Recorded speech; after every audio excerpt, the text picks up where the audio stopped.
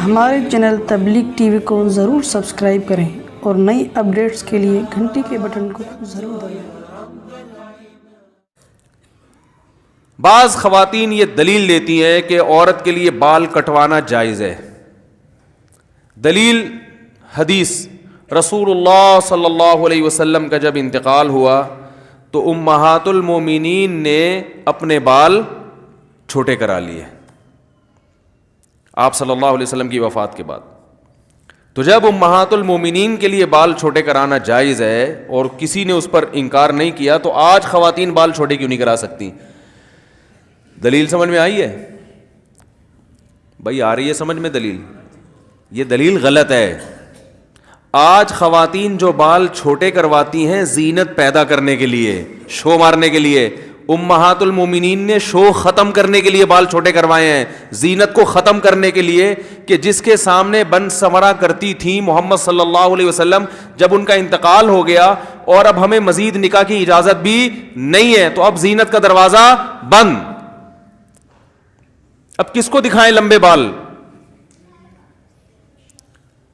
تو لمبے بالوں میں عورت کی زینت ہے۔ اگر عورت چھوٹے بالوں میں زینت سمجھتی ہے تو یہ تغییر خلق اللہ ہے، اللہ کی بنائی ہوئی تخلیق کو تبدیل کرنا، یہ حرام ہے، ناجائز ہے۔ بھائی ہاں ہوں کر لیا کریں، سمجھ میں آ رہا ہے؟ تو انہوں نے تو زینت ختم کرنے کے لیے اور آپ شو مارنے کے لیے۔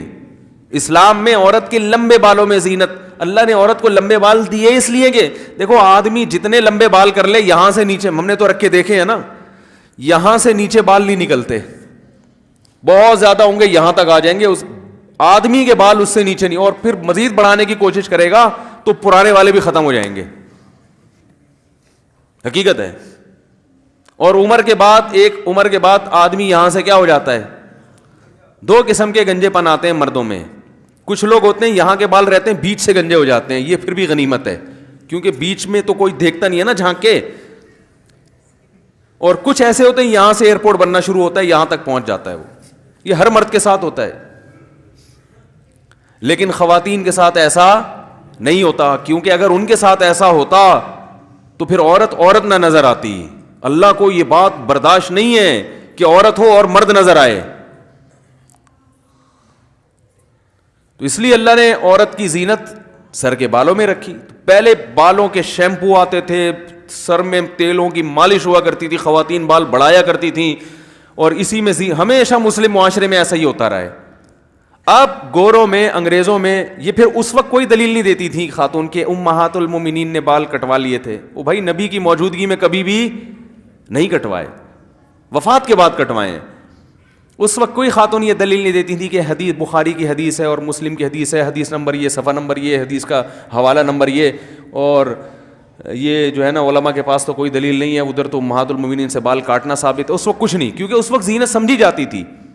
جب انگریز بر صغیر میں آیا، حضرت حکیم الامہ مولانا اشرف علی تھانوی رحمہ اللہ نے لکھا ہے کہ ہماری عورتیں ان کی عورتوں کو دیکھ کر ان سے متاثر ہونے لگی ہیں، اور اس کے اثرات آئے۔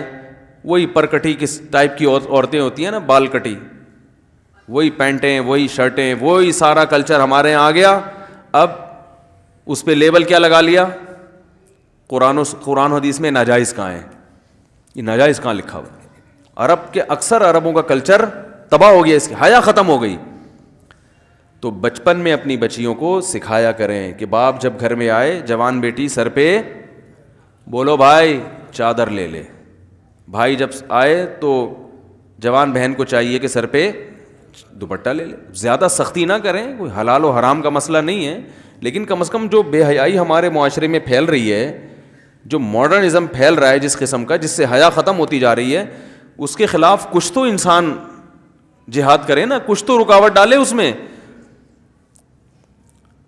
آج باپ کو شکایت ہے کہ بیٹی سنتی نہیں ہے بات کو، بھائی کو شکایت ہے کہ چھوٹی بہن پہ بھی میرا زور نہیں چلتا، اس لیے نہیں چلتا کہ اس سے حیا کیا ہو گئی ہے؟ ختم۔ اس میں شرم و حیا کیا ہو گئی ہے؟ جب لباس ایسا پہنے گی تو شرم و حیا ختم، جب شرم و حیا ختم تو بات سننا تو شرم و حیا کے بعد ہوتا ہے بھائی۔ جس میں شرم و حیا نہیں ہے وہ تو جواب دینے میں فخر محسوس کرتا ہے۔